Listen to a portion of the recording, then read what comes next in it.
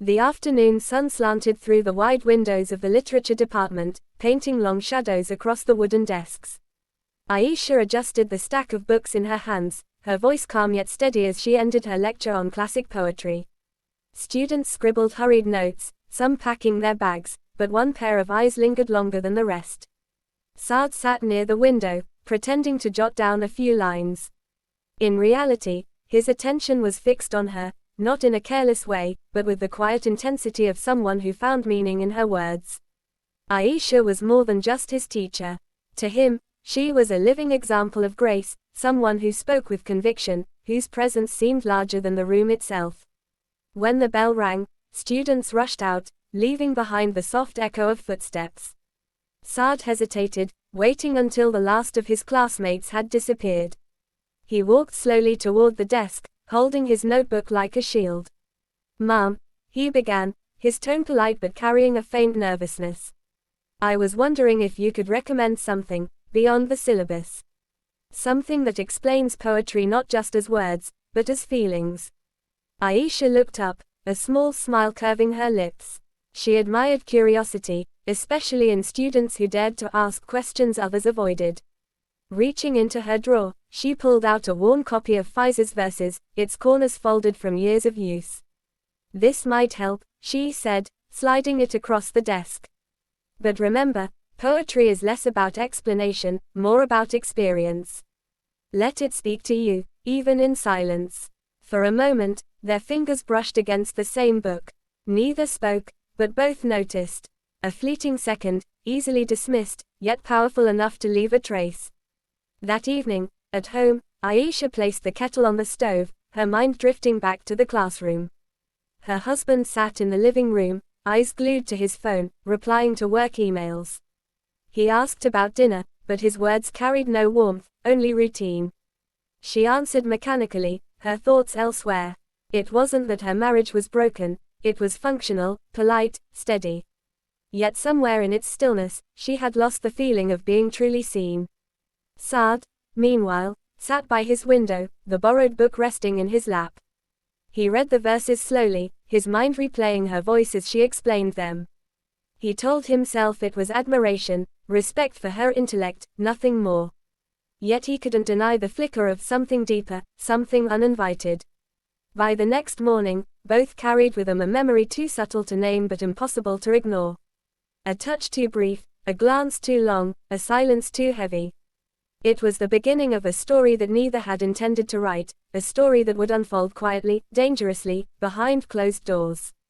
The days that followed carried a quiet shift. Saad began to linger after class more often, sometimes with genuine questions, sometimes with excuses he barely needed. Aisha, though cautious at first, found herself answering with more patience than usual, as though she welcomed the interruptions.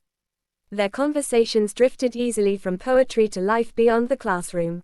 Saad spoke of his loneliness, of friends who seemed shallow, of parents who expected too much yet understood too little. Aisha listened, her eyes softening with each confession. She recognized pieces of herself in his words, the unspoken ache of being unseen. One afternoon, as rain tapped against the tall windows, Saad handed back the book she had lent him. His voice carried both gratitude and something else, something hesitant. "Your words, the way you explain poetry, it makes it feel alive. Like it's written for me, not just for exams." Aisha lowered her gaze, hiding the warmth that crept into her chest. She reminded herself he was a student, nothing more. Yet when she looked up, the sincerity in his eyes disarmed her. That night, her phone buzzed unexpectedly. A message. "Thank you for today. I've never spoken to anyone the way I spoke to you." She hesitated, her thumb hovering over the screen. Logic told her to ignore it, but something deeper, something starved, pressed her to reply. Sometimes, it's easier to open up to people who listen without judgment. It was innocent enough, harmless. At least that's what she told herself. But one message became 2, then 10. What began as notes about poetry soon slipped into fragments of life, dreams, fears, the quiet voids they filled for each other. They laughed at inside jokes, shared late-night silences when words weren't needed, and confessed the kinds of thoughts neither could share with anyone else. The next week, They met by chance in a cafe near campus. Aisha had gone to grade papers, but Saad spotted her from across the room. Their conversation was casual, almost too casual, as though both were aware of the invisible line they balanced on. The world bustled around them, clinking cups, murmured conversations, the hiss of coffee machines, yet for them, the moment existed in its own bubble. As they parted, Saad offered to carry her books to the door. Their hands brushed again, this time without the safety of a crowded classroom. For a second too long, neither pulled away. Walking home, Aisha's heart raced. She told herself it was nothing, a kind gesture, a student's respect. But beneath the rationalizations, she felt the weight of something that could no longer be dismissed as accidental. That evening, as her husband scrolled through the news on his phone, she found herself staring at the screen of her own, waiting for it to light up with his name. And when it did, she smiled, a smile she hadn't felt in years. The line had been crossed. Quietly, without ceremony, but irreversibly, the secret grew roots quickly, winding itself into the corners of their lives. What began as fleeting texts and stolen moments became a quiet rhythm they both depended on. Aisha moved through her classes with her usual calm demeanor, but behind her composed smile was a constant anticipation, the thought of her phone lighting up between lessons, or the chance of catching Saad's glance from the back row. For Saad, the days felt sharper, charged with an energy he had never known before. The sound of her voice lingered long after lectures ended. He memorized her expressions, the tilt of her head when she explained a difficult verse, the pause she took before choosing her words. To others, she was simply a teacher. To him, she had become a secret world. But with secrecy came shadows. Aisha felt it most at home, when her husband asked how her day had gone. She answered with practiced ease, yet part of her recoiled from the lie. He was kind, gentle in his way, but his presence had grown predictable, routine. With Saad, she felt alive, dangerously so. Late-night messages deepened their connection. Sometimes they exchanged poems, sometimes only fragments of thought. "Do you ever feel like you're living two lives?" Saad wrote once. She stared at the message, her chest tight. Finally, she replied, "Yes, and both are incomplete without the other." Those words haunted her afterward. They were truer than she intended to admit. Their meetings, once accidental, became deliberate. A corner of the library. A quiet walk after class under the cover of fading light. Each encounter carried an unspoken thrill, but also the constant fear of discovery.